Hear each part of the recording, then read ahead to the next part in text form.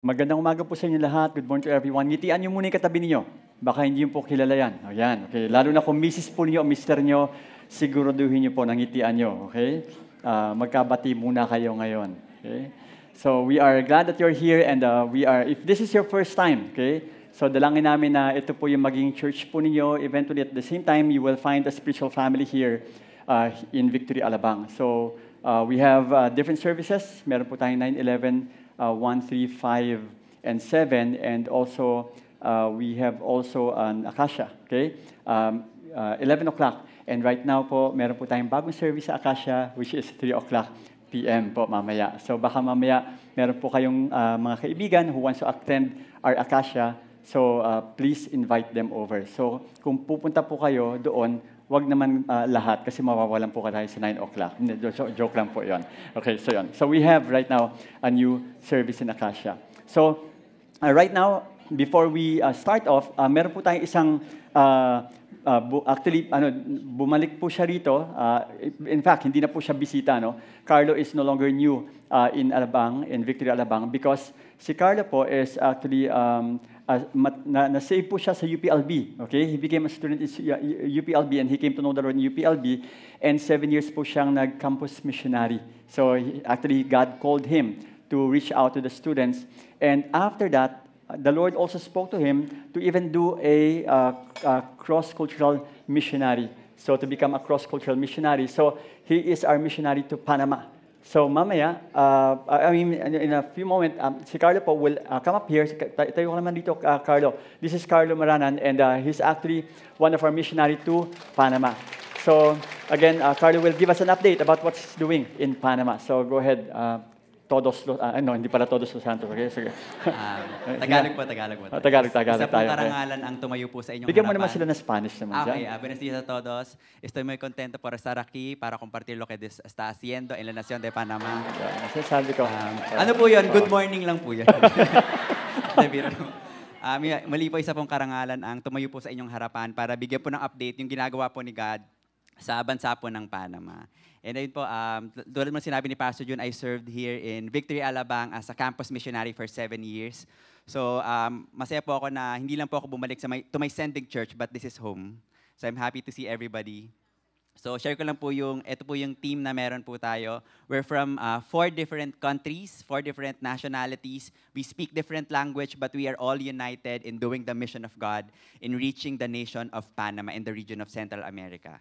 So 3 years ago po, lumipad po ang aming team. Ay, parang familiar po. Hindi. Pero lumipad po talaga kami to the nation of Panama para doon po tayo magsimula ng first every nation church po natin sa Central America.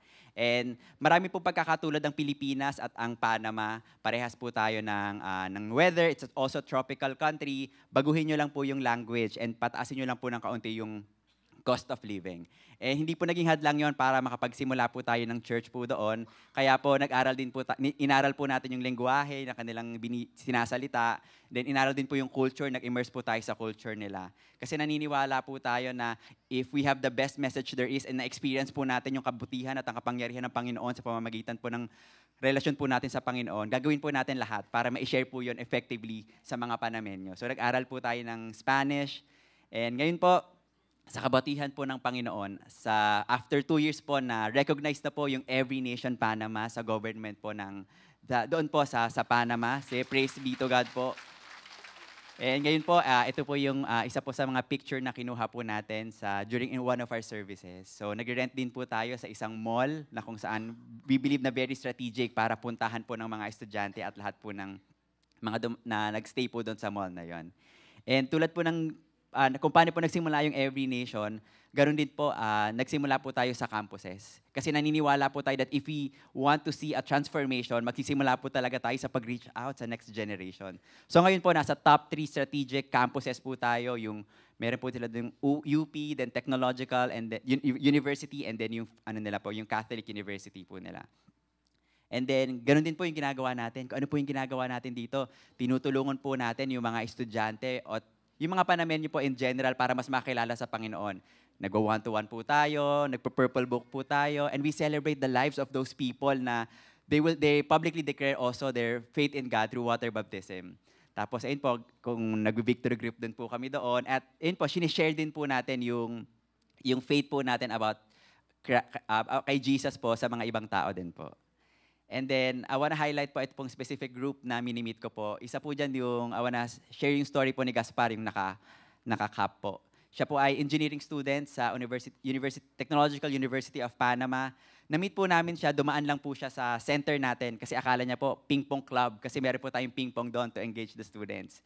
And then, kinabukasan po, by God's divine appointment, na-meet ko po siya sa campus. And then, sabi ko, are you free for lunch? Pwede naman po siya, tapos nag-lunch po kami and then we saw the opportunity na i-share po yung gospel sa kanya. And during that time, we know that it was God-appointed time kasi ready na po siya. He received Jesus as His Lord and Savior.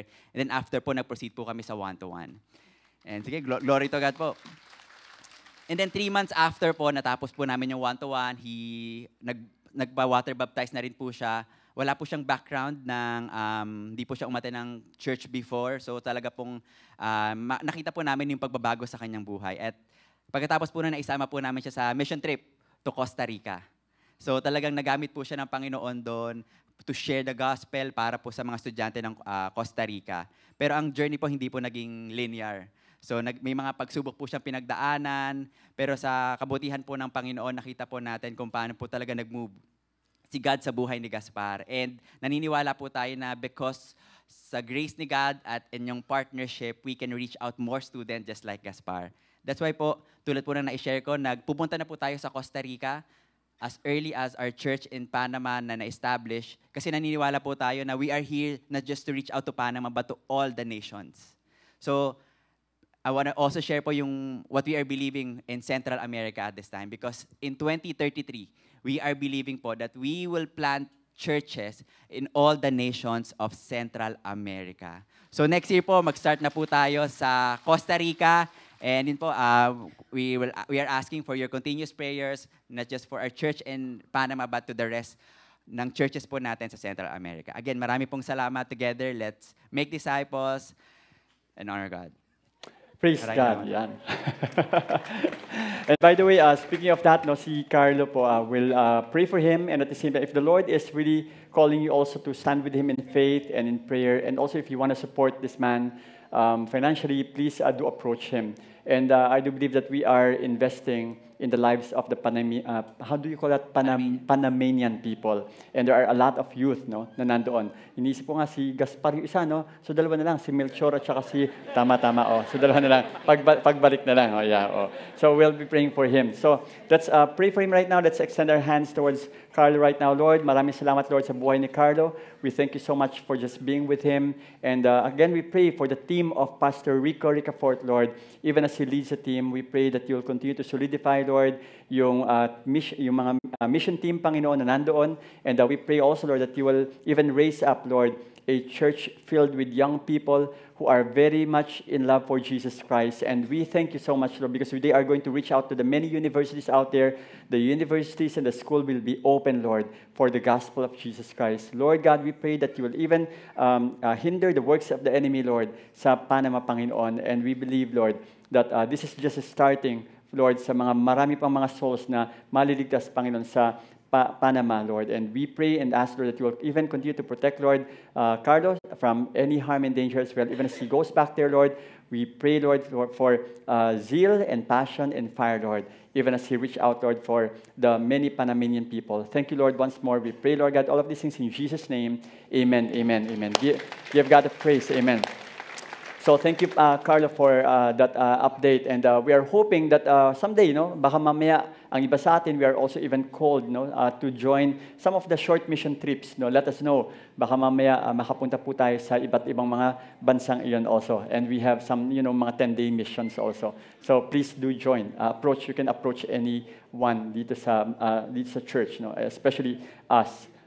We hope that you can grab hold of that vision as well. So I'd like also to ask a certain group of people, yung pong mga working na mga people at single. Okay? Pwede bang tumayo kayo? Okay? Ipagpipray natin kayo. Yung mga working at single, mga nagtatrabaho at mga single. Tingnan natin mga single dito at mga nagtatrabaho at available. Ayun. Yan. Working single. Okay, sige yan. Sige, tayo yung mga working na single, okay? At yung talagang available. So we'll be praying for you. By the way, we are strengthening also. We are strengthening also the singles dito sa atin sa Victory Alabang, and we have one community here, no, sa church na ito. And we also want to strengthen all the singles in the 9 o'clock. So if you want if you want to be connected sa mga singles, please do approach Ivy, and at the same time, we want to know you para at least mas marami pa tayong maging, we can also add you sa fellowship ng mga singles dito sa 9 because we have some activity as well. And we will also inform you dun sa gagawin natin sa, as a whole church, as one community sa Victory Alabang. So led by Pastor Chico. So I'd like to ask Jay, okay, to pray for our singles. So just let's extend, by the way, before Jay prays, let me just remind you as single people, our prayer is that you will devote your life to the Lord, no? And continue to be excited as a single. Wag kayong, especially mga women, wag kayong bibigay agad, no, sa mga lalaki. Kapag may nanligaw na gwapo, tingnan nyo palagi kung mahal niya si Lord, okay? At talaga si Jesus ang talaga nasa puso niya. So I do believe that God will preserve somebody for you as a single person, especially you as a man and you as a woman. And pagdating ng araw, ang mga future ng mga anak ninyo will also even look up to you and at the same time learn from you, especially sa mga ginawa nyo nung single pa kayo. So just continue to serve the Lord. I do believe that God will continue to just use your life as a single person, maximize your life as a single. So Jay, okay, let's extend our hands towards them right now. Let's pray for them. Lord God, we thank you for our single professionals here, Yes. Lord God. We thank you for their lives, Lord God. I pray, God, that you will continue to empower them. I pray that you will continue to give them the wisdom, the knowledge, and the understanding. And Lord, we pray that you will continue to bless the works of their hands, Lord God. Lord, I pray that in their season, in this current season, they may always serve you, serve their families, and serve the community that they are in, Lord God. That in this season, they will maximize, Lord God. And Lord, that you will use them for your glory and your glory alone, Lord God. Lord, I pray that you point them to the right person, Lord God. If they're praying, Lord God, I pray that it would not just be a marriage, but it would be a godly marriage for them, Lord God. Lord, continue to bless them, continue to preserve them, Lord God. And I pray, Lord God, that they will continue to walk in your paths of righteousness, Lord God. Bless them always. In Jesus' name I pray. Amen. Amen. Thank you so much. You may take your seat. Amen. So, and at the same time, okay, bago tayo magsimula, alam naman natin ginagawa natin, we want to also to get to know some people around us. Okay, so tingnan niyo muna sa paligid niyo, meron ba kayong mga taong hindi kilala masyado? And I want you to be friendly. Okay, sabi mo sa katabi mo, maging friendly ka. Okay, maging friendly ka, ha? Tapos sabihin mo rin sa kanya, tumayo ka naman ng medyo matagal-tagal. Okay? Huwag kang umupo ka agad. Okay? So, tayo tayong lahat. Let's all stand up right now. Let's get to know some people around us. Go ahead and, talk to the person. Okay? Maging friendly po tayo. Sige, kaibigan niyo muna yung taong yan.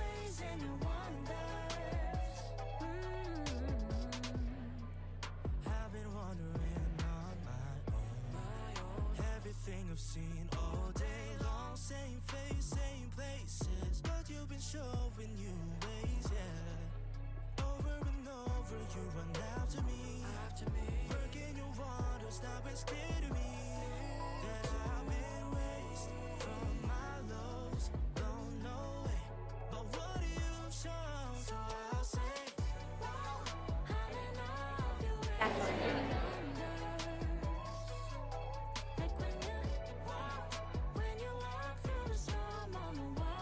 You can pray for that person. You have last 30 seconds to do that.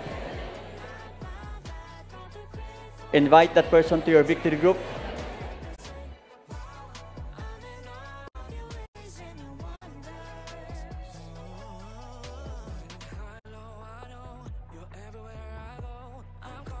It's evident, your love for me Thank you so much. You may take your seat. Makakaupo na po ang lahat. Ayan. So right now, we are on our 3rd week. Okay pa? Excited talaga. Okay. Pwede na po umupo, pwede na pwede na po makinig. Okay. Excited masyado. Okay, sige. So yan. Pwede. I hope meron po kayo na-invite. Okay, may na-invite kayo. At meron po kayong naging bagong kaibigan. Si Riti, may na-meet kang bago na naman na kaibigan. Ayan, okay, sige. Tapos sabi mo sa mga ibang hindi tumayo, may araw ka rin. Okay? Tatayo ka rin. So, we are right now on our 3rd week ng ating Walk With Me. But however, medyo mag-ano po tayo, no? Mag-iiba lang po tayo ng topic right now kasi dahil sa May 19 po, today is actually Pentecost Sunday. So, Pentecost Sunday po right now. And we're going to focus on the Holy Spirit. In fact, ito pong topic na ito, topic po ito sa place of grace. If you remember yung place of grace po before. Yung 3 denials ni Peter, tapos yung 3 restoration niya. And at the same time, ito po, the 3rd week po ng place of grace is the 3rd person of the Trinity. Ito yung Holy Spirit. So we're going to talk about the Holy Spirit. So, speaking of the Holy Spirit, we believe that the Holy Spirit is, of course, evident already and is moving even during the time in the Old Testament. In Leviticus 23 verse 16, sabi rito, you shall count 50 days to the day after the 7th Sabbath, then you shall present a grain offering of new grain to the Lord. Kasi nag-start po ito sa Acts chapter 2, wherein gumalaw po yung Holy Spirit po roon sa upper room. And that time is a Pentecost. No? Pentecost po nung time na yun. So saan nanggaling yung word na Pentecost? It came from the word penta, which means 50. So, kung bibilangin natin, lumalabas, parang ganito po yun, ito yung 7th Sabbath. Well, yung 7th Sabbath actually, yung last March 30, but it goes way back during the time, no, sa una pa. And dito nagsisimula yung bilang, for 7 days, tapos ita-times mo siya sa 7, then lalabas 49, ika-50 po yung 7th Sabbath, so that's why nag-come up ng 50. No? And that's how it goes sa Pentecost, no, sa Pentecost. And yun yung Feast of the Pentecost during the time, the Feast of Feasts, kung tinatawag nila, and sinelebrate nila yon during the time of Acts, way back sa Acts chapter 2. And that's why there are a lot of people who came to Jerusalem. So there are many different people from different places who visited Jerusalem, and then doon na nakita natin ang galaw ng Holy Spirit, how He moved during the time. Now, in Acts chapter 2, 1-4, it says, when the day of Pentecost arrived, they were all together in one place, the disciples, and suddenly there came from heaven a sound like a mighty rushing wind. Kasi ang Holy Spirit, kung tutuusin po, the word Spirit came from the Greek word pneuma. Pneuma is, ang ibig sabihin talaga ay wind or breath. Okay, so hangin. And yung translation po niyan sa King James ay Holy Ghost. Pero hindi nga lang maganda yung pagkakatranslate sa Tagalog pagka tinagalog natin, banal na multo. So hindi po pwede talaga yon. So di ba, kaya hindi natin ginagamit. Kasi nung time po na yon, ginagamit po talaga yan sa time ni King James, nung Queen Elizabethan era. Kaya siya Holy Ghost. Kasi ang ghost sa kanila spirit. Kaso nga sa panahon natin, hindi na uubra yun. Kasi ang alam natin sa ghost, multo. Okay? Kaya hindi naman po pwedeng banal na multo. Ang pangalan, sagwa eh. Hindi po pwede. Kaya banal na espiritu ang tawag natin.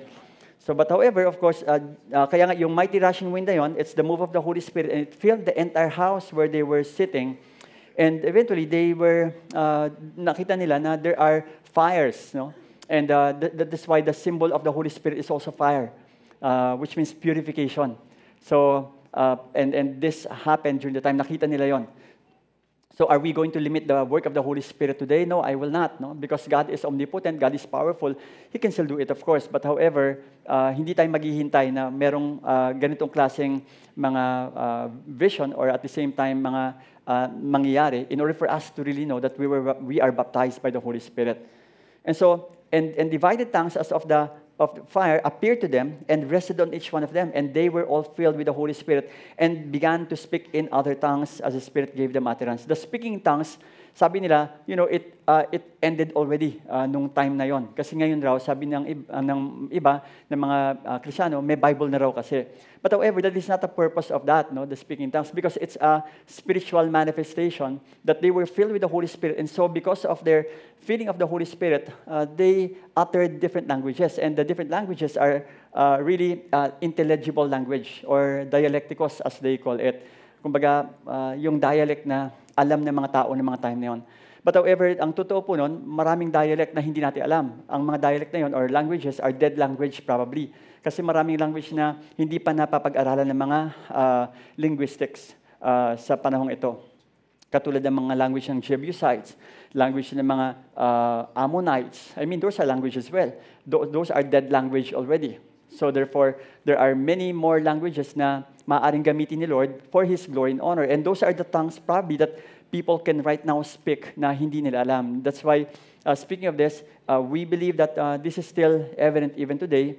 And we are not, hindi natin parang minimimic yung tongues. So we don't mimic, but we believe that it's actually, coming from the Lord Himself.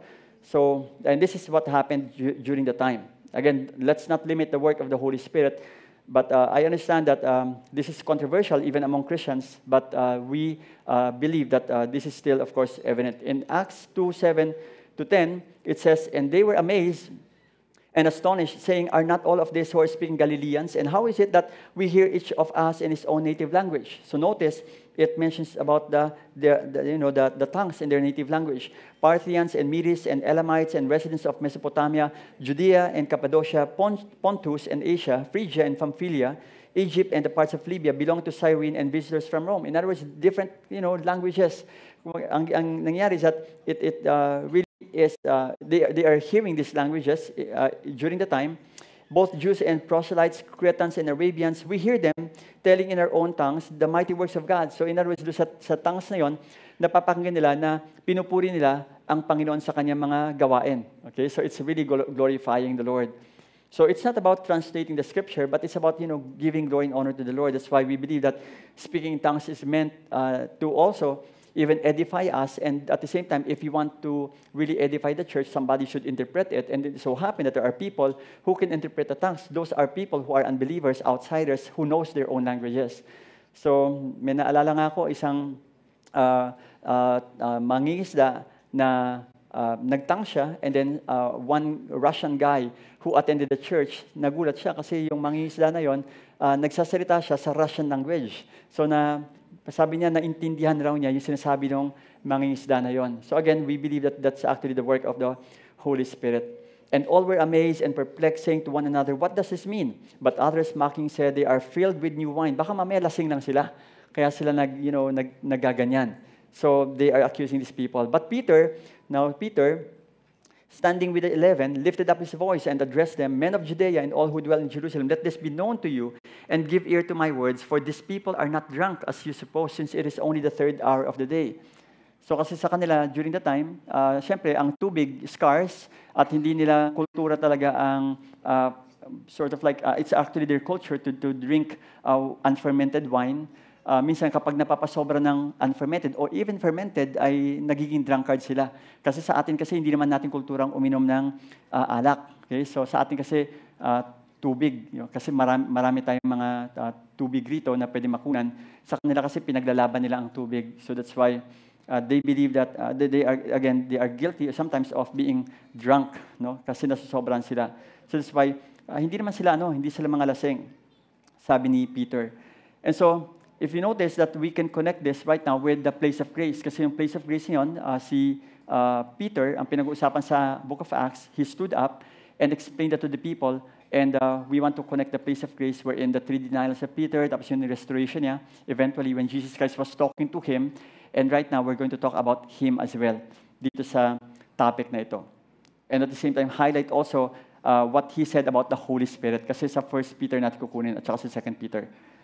So, in 16-17, it says, "But this is what was uttered through the prophet Joel." In the book of Joel, sa Joel chapter 2, 28-32, Peter mentioned about this, "And in the last days it shall be, God declares, that I will pour out my spirit on all flesh, and your sons and your daughters shall prophesy, and your young men shall see visions, and your old men shall dream dreams. So therefore, there will be the working of the Holy Spirit when the time comes. And again, this is included right now. During the time, Peter already mentioned about that. Even on my male servants and female servants, in those days I will pour out my Spirit, and they shall prophesy. So we believe that the Holy Spirit is still moving in our day and time at gumagalaw pa rin po ang banal na Espiritu sa ating kalagitnaan. And what the Holy Spirit does is to move so that He can lead the church to glorify Jesus Christ. No? Kasi sabi nga ng Bible, we cannot say Jesus is Lord except, of course, we have the Holy Spirit or except by the Holy Spirit. So we're going now to read some portions in 1 Peter and 2 Peter. So I'd like everyone to stand up and let's read 1 Peter chapter 1, 10 to 12. And open your Bible, okay, to that passage in 1 Peter 1, 10 to 12. And mag-jump tayo mamaya sa ibang mga parts ng verse. 1 Peter 1, 10 to 12. Concerning the salvation, the prophets who prophesied about the grace that was to be yours searched and inquired carefully, inquiring what person or time the Spirit of Christ in them was indicating when He predicted the sufferings of Christ and the subsequent glories. It was revealed to them that they were serving not themselves but you, in the things that have now been announced to you through those who preach the good news to you by the Holy Spirit sent from heaven, things into which angels long to look. So this letter was actually written by Peter to the Gentiles, no? especially sa mga elect, Jewish believers also, who are dispersed in the different, and you can see that in verse 1 and verse 2. The next passage is coming from 1 Peter 4, 12 to 19. 1 Peter 4, 12 to 19. It says here, Beloved, do not be surprised at the fiery trial when it comes upon you to test you, as though something strange were happening to you, but rejoice insofar as you share Christ's sufferings, that you may also rejoice and be glad when His glory is revealed. If you are insulted for the name of Christ, you are blessed because the Spirit of glory and of God rests upon you. But let none of you suffer as a murderer or a thief or an evildoer or as a meddler. Yet if anyone suffers as a Christian, let him not be ashamed, but let him glorify God in that name. For it is time for judgment to begin at the household of God. And if it begins with us, what will be the outcome for those who do not obey the gospel of God? And if the righteous is scarcely saved, what will become of the ungodly and the sinner? Therefore, let those who suffer according to God's will entrust their souls to a faithful Creator while doing good. And lastly, in 2 Peter 1, 16 to 21, it says here in 1, 16 to 21, For we did not follow cleverly devised myths when we made known to you the power and coming of our Lord Jesus Christ, but we were eyewitnesses of His majesty. For when He received honor and glory from God the Father, and the voice was borne to Him by the majestic glory, This is my beloved Son, with whom I am well pleased. We ourselves heard His very voice borne from heaven, for we were with Him on the holy mountain, and we have the prophetic word more fully confirmed, to which you will do well to pay attention, as to a lamp shining in a dark place, until the day dawns and the morning star rises in your hearts, knowing this, first of all, that no prophecy of Scripture comes from someone's own interpretation. For no prophecy was ever produced by the will of man, but men spoke from God as they were carried along by the Holy Spirit. Let us pray. Lord God, once more we lift up, Lord, to you the reading of your word. Move, Holy Spirit. We are praying also, Lord, that you will continue to perform and even, Lord, do your mighty works in our lives. And we pray for those people who are even sick right now. We ask that you will touch them and bring healing to the body of your people. Thank you so much for the healing. We, Lord, proclaim, Lord God, that you are Lord over our lives. Even Jesus Christ, the Lord of our lives. Once more, we honor you, we praise you. In Jesus' name we pray. Amen, amen. You may all take your seats. Walk with me, walk with the Holy Spirit, okay? So walk with the Holy Spirit. We are walking right now, of course, with the Holy Spirit as well. Now, Genesis 1, 1 to 2, actually, binanggit na rin po ang Holy Spirit rito. So Genesis 1, 1 to 2. In the beginning, God created the heavens and the earth was without form and void, and darkness was over the face of the deep, and the Spirit of God was hovering over the face of the waters. So notice that the Holy Spirit is already meaning moving during the time when God created the heavens and the earth. So, siya po ay creator. Kinoconsider rin po natin the Holy Spirit is actually the creator. In the book of Job, sinabi nga ng book of Job that the Spirit made me. Okay? So, therefore, we know that the Holy Spirit is also the creator. In Ezekiel 11:24, you will notice in God's Word translation, it says, in this vision from God's Spirit, the Spirit lifted me, brought me to the exiles in Babylonia. Then the vision I saw left me. Kumbaga makikita natin na ang Holy Spirit, hindi lang siya present sa New Testament, but He's also even moving in the Old Testament as well. Kasi sinasabi ng iba na hindi raw present ang Holy Spirit sa Old Testament. But however, there are a lot of occurrences that we can see that the Holy Spirit is actually moving also in the Old Testament. And we can see that same move that the Holy Spirit did can be seen also in Acts 8:39, wherein it says, and when they came up out of the water, the Spirit of the Lord carried Philip away. So notice that it says here, the Spirit of the Lord carried Philip away. If we go back again to Ezekiel 11:24, in this vision from God's Spirit, the Spirit lifted me and brought me to the exiles in Babylonia. So merong way ang Holy Spirit to do that in His mighty way. And the eunuch saw Him no more and went on his way rejoicing. So we believe that the Holy Spirit is a person. No? The Holy Spirit is a person, and we know that if the Father is a person, the Holy Spirit is Jesus Christ is a person, and the Holy Spirit is also a person. So meron po tayong tatlong persona sa isang Diyos na ating pinaniwalaan. Because Jesus Christ actually said this in John 14:26, but the Helper, who is the Holy Spirit, whom the Father will send in my name, He, if you notice, ginamit niya rito yung masculine na pronoun. Okay? So that's the pronoun, masculine pronoun. He will teach you all things and bring to your remembrance all that I have said to you. In other words, nangungusap ang banal na Espiritu sa atin.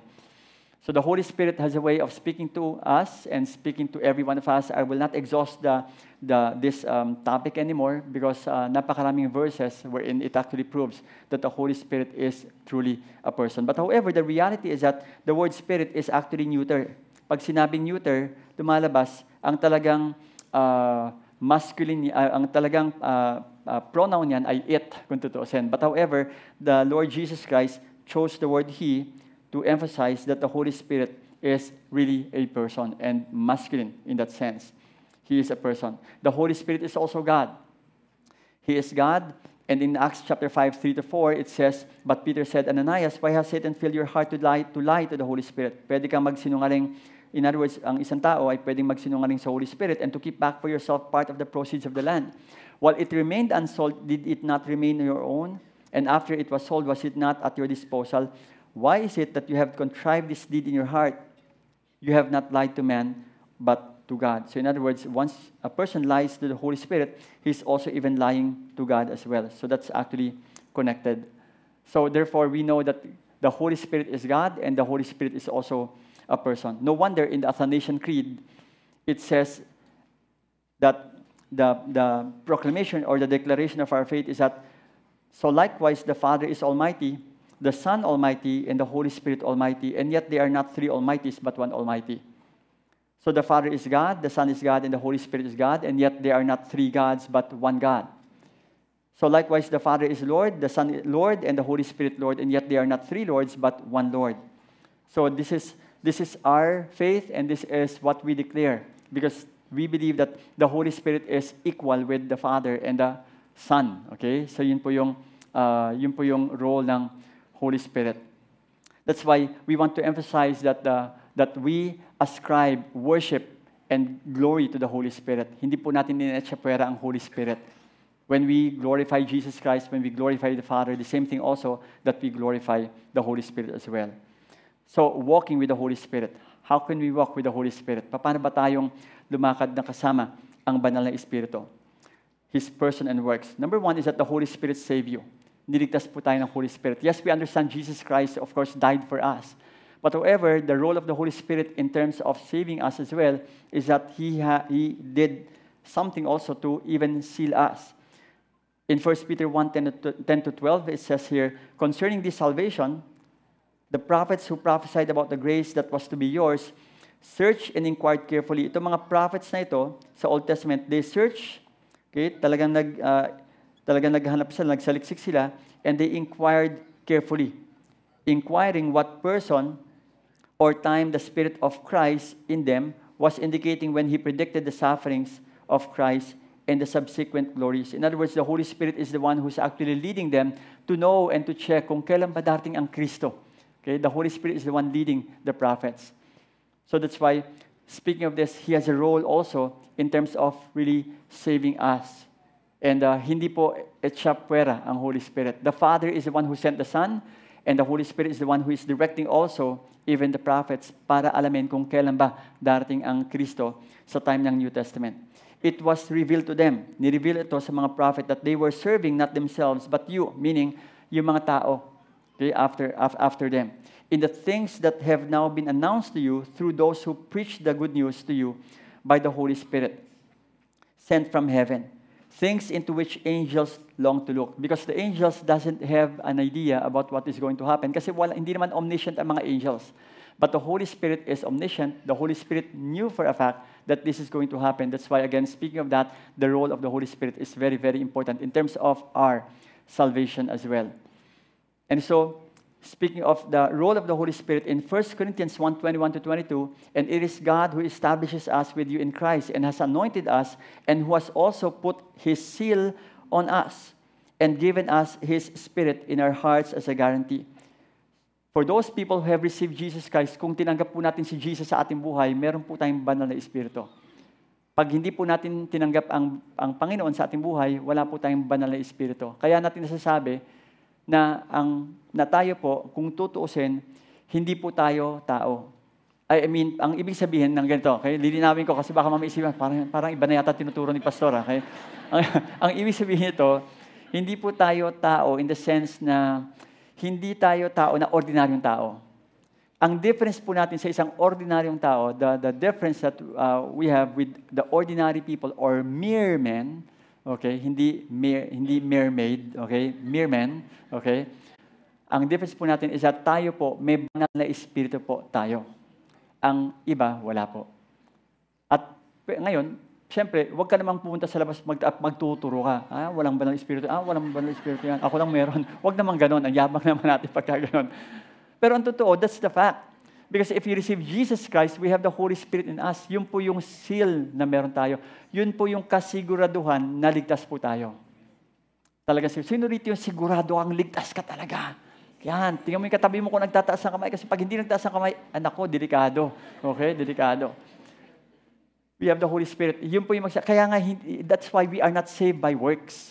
We are saved by grace through faith in Jesus Christ. Because once we place our faith in Jesus, then the Holy Spirit immediately seals us. It's deposited in us. Yun po yung guarantee natin. At malalaman natin na talaga as in, hindi by emotion. Kasi nung tinanggap ko po ang Panginoon sa aking buhay, hindi naman tumindig yung balahibo ko sa'yo. Kasi wala naman talagang balahibo rito sa Hindi naman kumidlat. Pero yun po yung maganda nun. The seal is actually there. That's why it says here, who has also put His seal on us and given us His Spirit in our hearts as a guarantee. That's why there's this assurance that we have. Kaya pag may nagtanong sa'yo, ligtas ka ba? Anong sagot? Oo. Yes. Dapat oo. Pag ang sagot mo, hindi ko nga alam eh. Delikado yon. Delikado yon. Kasi alam mo bakit? Kasi hindi mo naiintindihan. And that's why we need to explain that to you again. Kung bakit ka ligtas. Ang tanong, ligtas ba tayo? Now, kapag halimbawa sinabi natin, oo, I hope alam natin ang reason kung bakit. Because we receive and we accepted and we believe in Jesus Christ, and at the same time, we have the seal of the Holy Spirit in us. Because if we don't have the seal of the Holy Spirit in us, ibang espiritu po ang nandiyan. 1 Corinthians 12:3 says, therefore, I want you to understand that no one speaking in the Spirit of God ever says, Jesus is accursed, and no one can say, Jesus is Lord, except in the Holy Spirit. Walang makakapagsabing, Jesus is Lord. Kasi maraming mga tao, nagsasabi lang, Jesus is Lord. Ang dali po talaga magsabi ng Jesus is Lord. Alam mo, pag tinanong isang tao, Christian ka ba? Oo. Si Jesus ba Lord ng buhay mo? Oo, sasabihin nila agad. Ang dali naman magsalita. Pero ang evidence po, kailangan makita po sa ating buhay. Now, kasi ang tao kasi, to see is to believe. Yun po yung tao. Pero, wag naman nating para bang gagawin natin, parang i-microscope natin yung buhay ng isang tao. Sige nga, tingnan ko nga, babantayan kita ha, 24 hours ha, kung talagang si Jesus talaga yung Lord mo. Wag naman ganon. Kumbaga parang bahala na yung tao na magsabi kung talagang totoo yung sinasabi niya o hindi. It's between him and the Lord already. Kasi kung tutusin talaga, madali naman magsabi ng Jesus the Lord. Di ba? Anyone can actually say Jesus the Lord. Kahit na paulit-ulit mo sabihin. Pero ang tanong rito, talaga nga bang si Jesus talaga ang Lord ng buhay mo? Kasi pag si Jesus ang Lord ng buhay mo, kita dapat yan sa ating buhay. That is why when we were saved by the Lord, by placing the Holy Spirit as a seal in us, merong evidence po yan. Now, again, hindi ko sasabing kailangan nating i-check yung buhay ng isang tao. Kasi hindi natin kakayanin yan. Hindi natin pwedeng pulisin ang bawat isa at sasabihin, nasaan ka kanina? Para malaman ko lang. Okay? So, hindi pwedeng sabihin, anong mga sinabi mo? Nagmura ka ba? Hindi pa pwede. It's difficult for us to check that. Let the Holy Spirit do His mighty work. That's why the Holy Spirit also does that in sanctifying us. So yun po yung work ng Holy Spirit. The Holy Spirit in sanctifying us. Meron pong ginagawa ang Holy Spirit to set us apart. Kasi ang word na sanctifying is that it means to set apart. Hinihiwalay po tayo ng banal na Espiritu araw-araw sa gawain ng Panginoon. The Scripture says in 1 Peter 4:12-19, Beloved, do not be surprised at the fiery trial when it comes upon you to test you. Dumadaan tayo sa mga trial ng ating buhay. Sino rito dumaan na po kayo sa trial ng buhay po ninyo? Di ba? Marami sa atin, almost all of us have gone through the fiery trial of our lives. As though something strange were happening to you. Parang, Lord, nung tinanggap ko kayo sa buhay ko, ba't ganito ang daming problema? Nung hindi ko kayo tinanggap sa buhay ko, parang okay ako. Pero ngayon tinanggap ko kayo, parang dumami lalo yung problema ko. Then, actually, ang totoo, ganun talaga, pag tinanggap natin si Lord sa ating buhay, minsan dumadami yung pagsubok sa atin. Kasi ang ginagawa ni Lord, tinitest niya kung gaano katindi yung faith natin sa Kanya. Yun yung ginagawa ng Panginoon. And that's what the Lord does. That's why those trials are actually testing. Kaya nga, yung testing na yon, sabi nga ng iba, that testing will eventually result to a testimony pagdating ng araw. Because it will become a testimony of God's goodness in your life. But rejoice insofar as you share Christ's sufferings. Kaya kapag halimbawang dumadaan ka sa pagsubok ng buhay mo, sabi mo, Praise God! Praise God, nawalan ako ng trabaho. Ha? Ba't ka praise? Kasi magbibigay na naman uli ng panibagong trabaho si Lord sa akin. Kumbaga may kita mo naman na may panibago na, Praise God! Sabi ng doktor, talagang malubha raw yung karamdaman ko. But praise God, malubha na nga, nagpipraise ka pa dyan. Kasi si Lord, nagmimilagro ang Panginoon.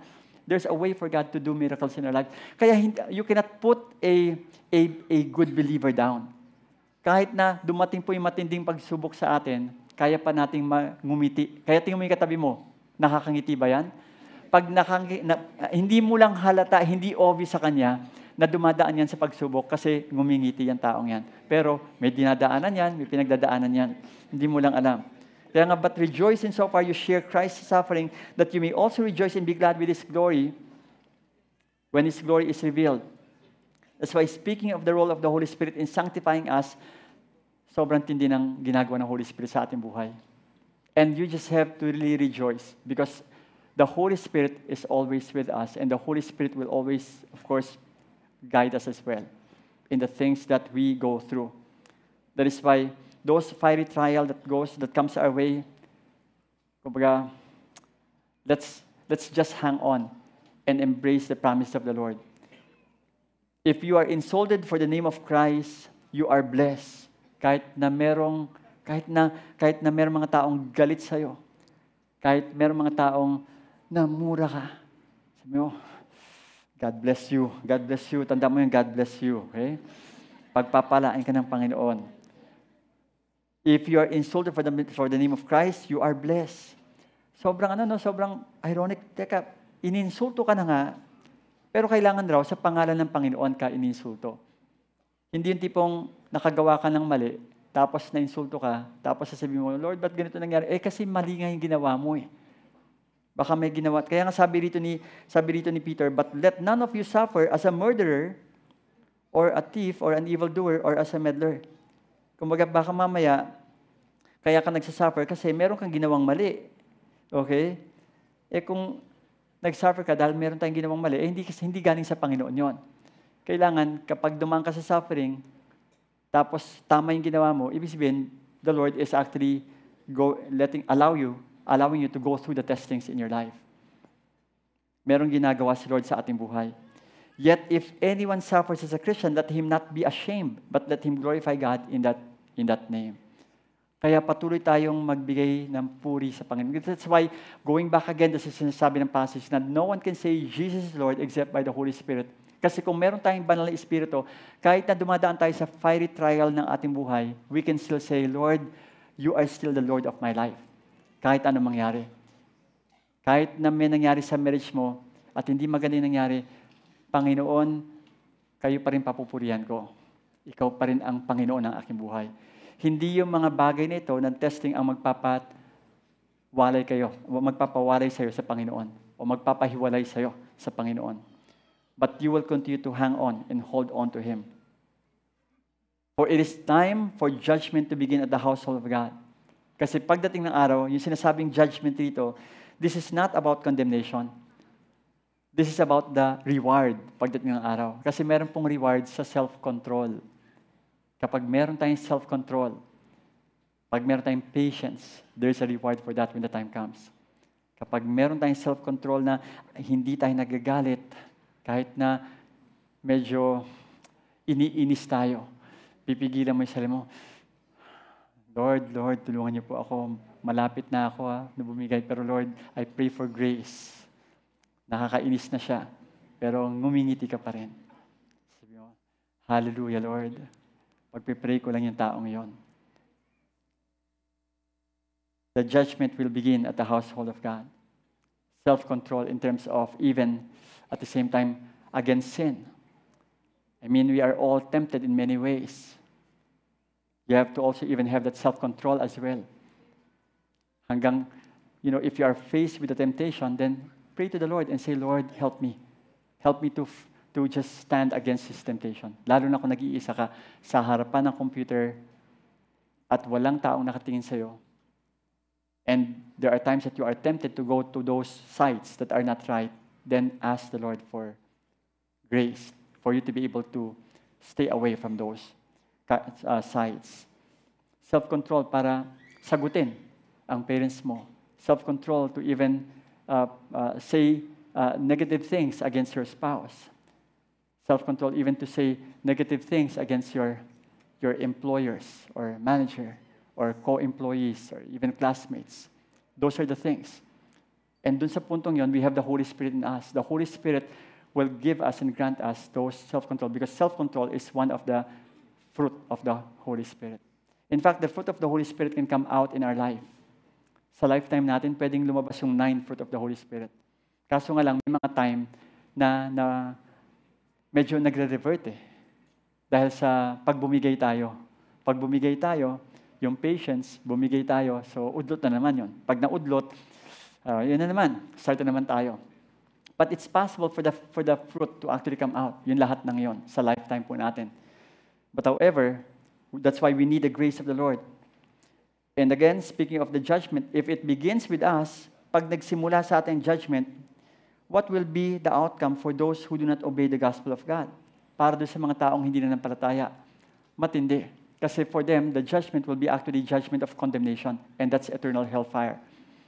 And there's no way for them to be saved once the time comes. And if the righteous is scarcely saved, ibig sabihin nun, yung scarcely saved, para bang, kasi pagdating ng araw, dadaan tayo sa, magkakasubukan talaga pagdating ng araw. Kaya I hope that you are really sure that you have the Holy Spirit in you. Because hindi lahat ng tao nagsasabing Jesus is Lord at hindi lahat ng taong umaatin ng church ay Krisyano. Hindi ko sinasabing dito sa 9 o'clock ha. Okay? Mamamaya, hindi pala ako, hindi ganon. Ang sinasabi ko lang is that it is between that person and the Lord who knows if that person truly is a believer. That's why if the righteous scarcely saved, what will become of the ungodly and the sinner? Grabe, mas matindi. That's why again, speaking of that, the Holy Spirit does the sanctifying work. Therefore, let those who suffer according to God's will, emphasize ko lang yung God's will, entrust their souls to a faithful Creator while doing good. Let's always entrust to the Lord all the things that we are going through. Ano man yung dinadaanan mo right now, entrust it to the Lord. And I'm sure that God has a way of giving you the grace and helping you overcome because the Holy Spirit is actually with you. Nasa iyo ang banal na Espiritu. Sabi mo sa katabi mo, nasa iyo ang banal na Espiritu. Nasa iyo ang banal na Espiritu. Ang iba sabi, peace be with you. Hindi ganon. Okay? Nasa iyo ang banal na Espiritu. Peter, an apostle of Jesus Christ, to those who are elect exiles of the dispersion in Pontus, Galatia, Cappadocia, Asia, and Bithynia, according to the foreknowledge of God the Father, in 1 Peter 1:1-2, ang sabi rito, in the sanctification of the Spirit. In other words, ang mga believer, sinasanctify po ng Holy Spirit or being set apart by the Holy Spirit every day. We are being set apart by the Holy Spirit daily for obedience to Jesus Christ, para mag-obey tayo kay Jesus, and for sprinkling with His blood. May grace and peace be multiplied to you. Araw-araw yan, araw-araw, para i-obey natin ang Panginoon sa ating buhay. Mahirap pong mag-obey kay Jesus pag wala po ang Holy Spirit sa atin. Kaya nga, dun papasok kaya nga nasasabi natin na hindi po tayo ordinaryong tao. Tingnan mo gusto mong makakita ng isang alien, yung katabi mo. Tingnan mo. Hindi, pag sinabi ko alien, hindi alien galing sa ibang planeta. Okay? Kasi iba kasi ang tingin sa alien, yung taga-ibang planeta. Ang sabi po ng Bible, yung mga mananampalataya, ang tawag sa kanila, alien or strangers in the land. Bakit siya alien? Kasi dahil hindi po tayo taga rito kung tutusin. Ang passport natin sa langit. Double citizen po tayo, Pilipino at heavenly citizen po tayo. Kaya dun sa mga merong dalawang passport, napakaganda po nun. Kumbaga, dual passport po tayo. Kaya mas matindi pa po yun sa mga US citizen at European citizen. Tayo, heavenly citizen. Yun po ang mahalaga. We are actually bound for heaven. And that's good. Ang sarap po. Kaya magkakitaan talaga tayo. Ibang klase yung passport po natin bilang Kristyano. We are actually holding a heavenly citizen passport. And that's what the Holy Spirit does. He sanctifies us for obedience to Jesus Christ. Kaya maging sensitive po tayo sa Holy Spirit. Kaya pag sinabi ng Holy Spirit, patawarin mo na yan. Sunod ka lang. Pag sinabi ng Holy Spirit, bayaran mo na yan. Bayaran mo na talaga. Sabi mo, kapag bayaran mo na kasi, unahin mo kasing bayaran yan. Bago ka bumili ng mga damit sa mga mall, sa mga sale, bayaran mo muna yung mga pinagkautangan mo. Kasi yan ang tama eh. Yan ang tama. Kaskas ka ng card. Hindi ka na marunong magbayad. Hanggang sa magkautang-utang ka. Hindi mo maganda yon. Hindi ka maganda testimony. Kaya pag sinabi ng Holy Spirit, makipag-ayos ka na sa taong yon, makinig ka. Pag sinabi ng Holy Spirit na paunahin mo na yan, paunahin mo na. Okay? So wag ka nang makipag-unahan. That's the role of the Holy Spirit. And you can be keen. No? The Holy Spirit will speak to us and even remind us.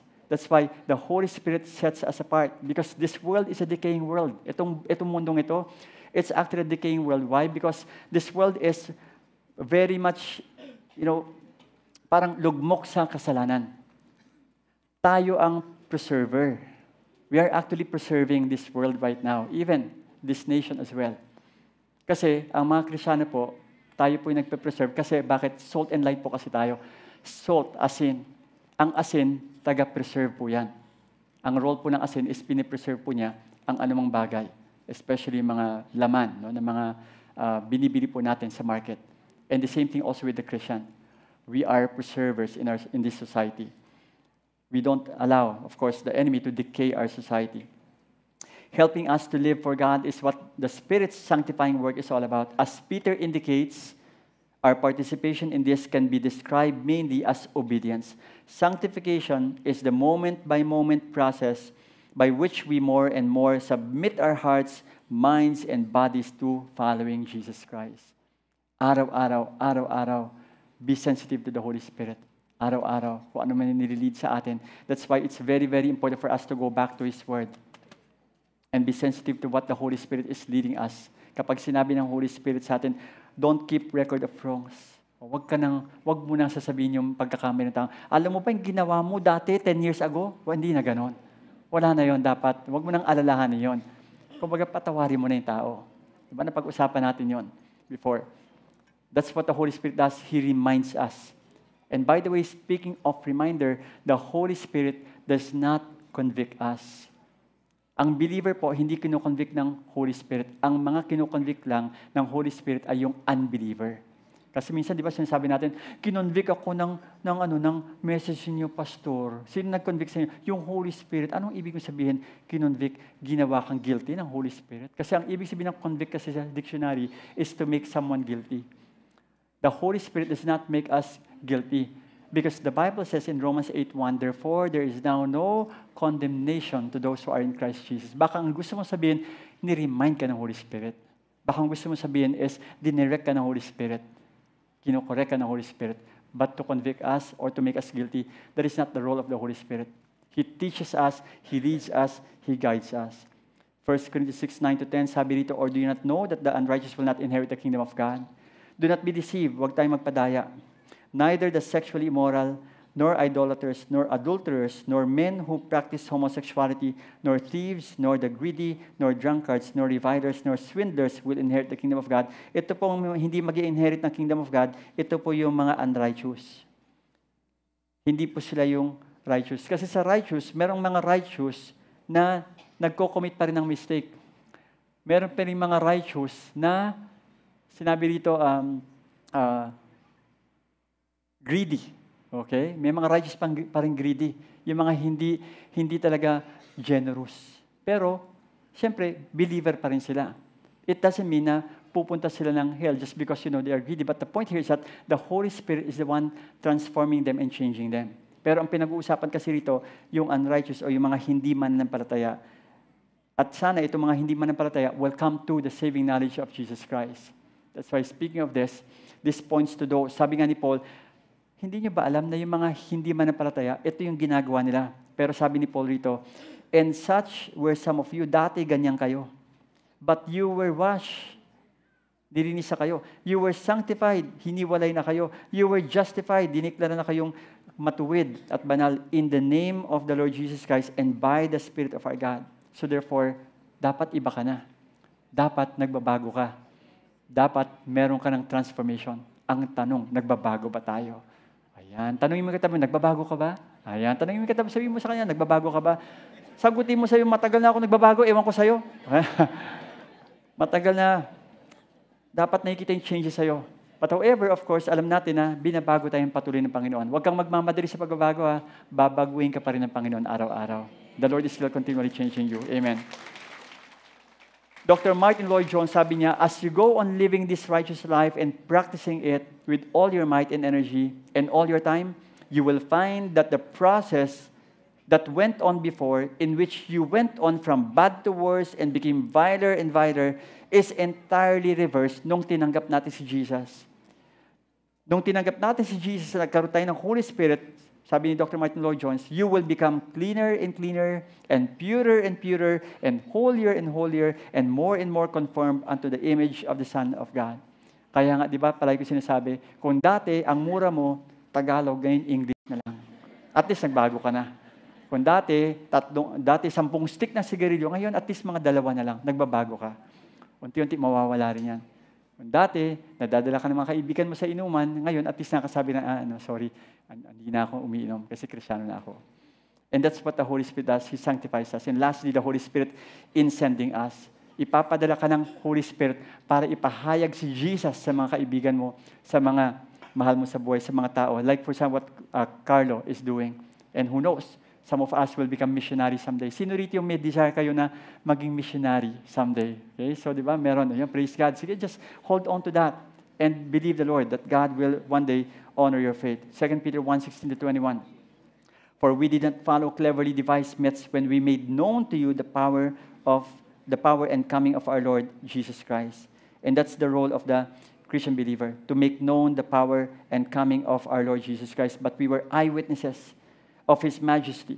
For when he received honor and glory from God the Father, and the voice was borne to him by the majestic glory, this is my beloved Son, with whom I am well pleased. We ourselves heard this very voice born from heaven. Narinig namin ang boses na ito, and that came from God the Father. For we were with Him on the holy mountain.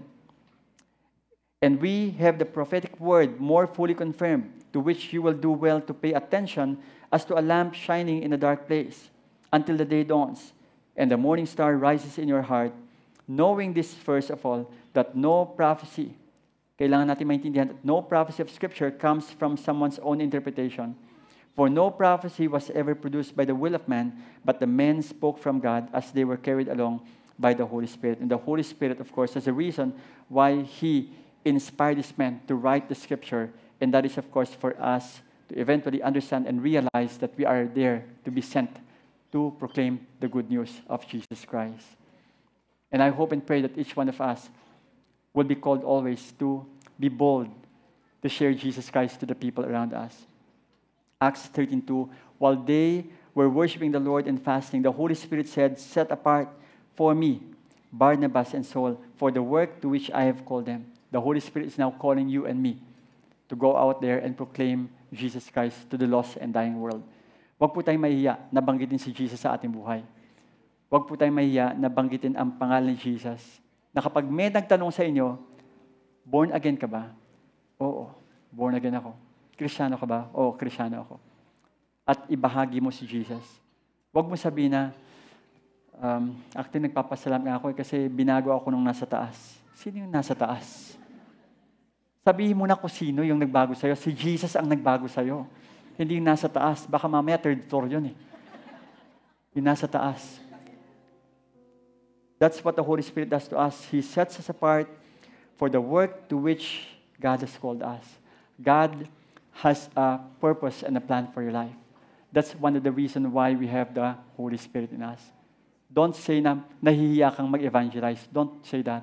Kapag sinabi natin yun, parang sinasabi natin na wala tayong banal na espiritu sa ating buhay. Meron kang banal na espiritu. The Holy Spirit will be the one to use your lips and your tongue para i-proclaim si Jesus Christ sa mga tao sa paligid mo. Start by saying, Jesus changed me and Jesus transformed me. And that's the only thing. And there, it will start off. John 7:30-39 says, "Whoever believes in me, as the scripture has said, out of his heart will flow rivers of living water." Now, this he said about the Spirit, whom those who believe in him were to receive. For as yet the Spirit had not been given, because Jesus was not yet glorified. Out of his heart flows rivers of living water. And that water actually is the Holy Spirit. Can I invite everyone to stand up with me, please? Let's just be in faith to believe that the Holy Spirit will be the one to move in your life. Bow down your head for a moment. If your prayer right now is saying, "Pastor, can you please pray for me that the move of the Holy Spirit, yung galaw ng Banal Espiritu ay maramdaman ko palagi sa aking buhay. Na aking madama at maramdaman na siya ang nangungusap palagi sa akin. Maging sensitive ako palagi sa boses ng Banal Espiritu. If that is your prayer right now, I'd like you to just raise up your hand and be honest. And let me pray for you. Lord, I pray in the name of Jesus Christ. Many hands are lifting up, Lord. I pray that you will be the one to speak to them. Mangusap po kayo sa kanila. Tulungan niyo po sila, Panginoon, sa kanilang paglalakad sa inyo. And I pray, Lord, na sa kanilang paglalakad, they will always be obedient to Jesus Christ. Lord, may you direct them. May you guide them. May you always, Lord, continue to tell them that you have a plan and a purpose, Lord. A reason why you have called them. Salamat, Lord, sa diniposit niyo po sa Holy Spirit po ninyo. And we glorify Him right now because of what He did in our lives. Thank you so much, Lord. The honor, the glory, the praise is yours. In Jesus' name we pray. Amen. Can we just sing this song for a moment before we end? Okay.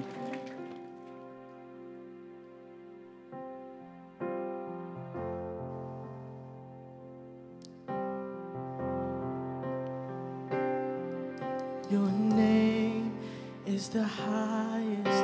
Your name is the greatest. Your name stands above it all. All thrones and dominions, all powers and positions. Your name stands above them all. Your name is the highest. Your name is the greatest. Your name stands above them all.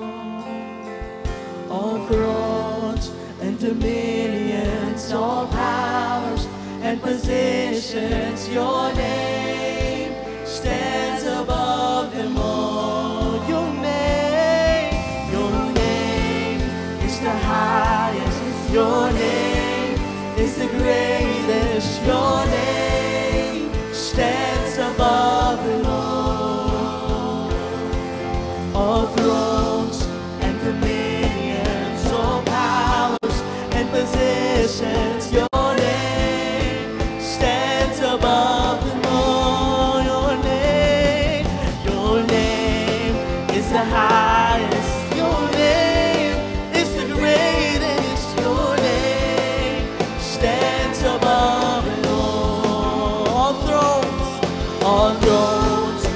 dominions, all powers and positions. Your name stands above them all, and the angels cry, holy. All creation cries, holy. You are lifted high, holy, holy forever. Your people sing, your people sing, holy to the King of Kings, holy. You will always be holy, holy forever. Lord, we declare that you are holy. It is our prayer, Lord, that we will always be sensitive to your Holy Spirit. Lord, direct us. If you have any major decision making that to make for this year, ask the Holy Spirit, Holy Spirit, guide me. Holy Spirit, direct me. Holy Spirit, speak to me. And may the Holy Spirit continue to direct you to that right path and right way. Can you please raise up your hand right now? Let me pray for you. Lord God, bless your people. Direct them by your Holy Spirit. Holy Spirit, I ask that you will continue to give them the wisdom that they need, Lord, especially on how to handle their own family, handle their business, their job, and even, Lord, for the major decision-making that they will make for this year, Lord, guide them. Maraming salamat po, Panginoon, sapagat sa paglabas namin ng kwartong ito, Panginoon, we will be so bold, Lord, to declare who Jesus Christ is in our lives. Direct us, set us apart, Lord, from the sins of this world, and I pray that, Lord, makita po nila si Jesus Christ sa aming buhay. Maraming salamat po, Lord. We honor you, we praise you. In Jesus' name we pray. Amen, amen. God bless you all. See you again. If you need prayer...